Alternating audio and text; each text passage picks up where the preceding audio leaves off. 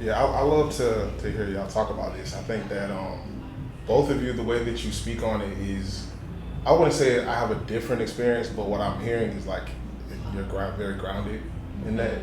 I think that, so I got saved at 16, but I don't go to church. My mom is always asking me to go to church. Yeah. I don't know if it's, I enjoy gospel music. I enjoy the feeling of the music. I enjoy the fellowship, but it's something about sitting there and like listening to what's being said. For some reason, it doesn't really connect with me. I think that when I read it on my own, the things connect with me. But yeah, I think that it's kind of bittersweet. I think I definitely consider myself spiritual. But one thing, I wouldn't say the word is jealous, but I think one of the words that come to mind is, well, I don't know the word, but when I hear y'all speak, one thing that I do lack, and I notice especially as of recently, is that I don't have, I guess, that foundation that you guys seem like you're coming from. So I've never denounced Christianity. You know, I'm not atheist or anything. I think that for the most part, I'm looking at it as I'm on a journey.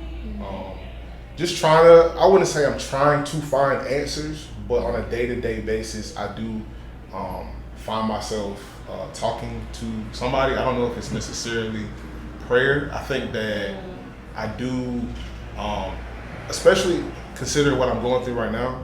I noticed like since I don't have that foundation, I'm not, I guess for you guys, if y'all were in my situation, you would be calling on God. And I think that now that I'm going through something, I don't have that thing that like kind of sets me straight, I guess, or makes me feel safe. Yeah. You know what I'm saying? But when I'm okay, when I'm fine, then I'm kind of looking at y'all like, not like y'all tripping, but I'm like, you know, I'm not worried about it. But now that I'm going through something, I'm kind of concerned about it, I would say. I think, were you gonna say something? I'm really happy that you shared that, because I think more of us than we think go through that season. More of us than we think like go through that season. Like even with you saying, you know, you appreciate like hearing us be grounded. I can tell you even from my own experience, I remember being in high school, and I wouldn't say that I denounced Christianity, but I went through a place of, do I just believe this because this is what my family raised me to believe? Like, and not just high school. When I went to college, I actually did an independent study about African religions and history. I learned about things like ancient Kemet. I learned about things like Ma'at. And it really opened my eyes to like, who were we as a people before Christianity?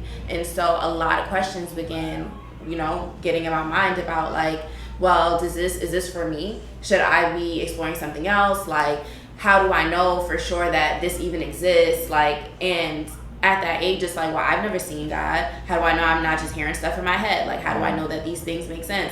And I went through a period where I was like, I am going to let go of this belief, because if this is really real, there's no way that it won't come back to me. Like, there's no way that I won't be where I need to be. And it was a very interesting year for me, and it was a year where I felt the same way that you feel. Like, when I was going through things, I wasn't praying, and so I was lost. I didn't know, like, well, if I'm not praying, what do I do? What is my resolve? Like, where is my resource? But allowing myself to have questions, allowing myself to be okay with not knowing everything is the reason why there's nothing anyone can tell me today about who I am in my journey with God. I'm very sure of that. If I'm sure of anything in this world, I'm sure of that. But if I never went through that space in that period, I don't think that I would be as convicted today. So, yeah. I remember Mount Carmel Baptist Church in Norfolk, Virginia. But I was on the praise team. I was in the choir. I ushered my mother. I was on the child's praise team. My mother was on the adult praise team. We went to Wednesday night Bible study. We danced at both services on Sunday. Sometimes she would make me go to all three with her. but that's the foundation that I had. And once I was getting into my teenage years, I moved to Georgia, and I went to a mega church. I really enjoyed the type of youth services they had there. And coming from where I came from, also being very sheltered, it kind of felt like, oh, here's this, I don't want to say worldly, but this church experience is kind of tapped into the culture, and so it feels cool. Mm-hmm. And it wasn't until like my mid to high teenage years, I remember they asked something on Sunday, like, if you're not sure that you're going to heaven, if you're sure you're going to heaven, I need you to stand up.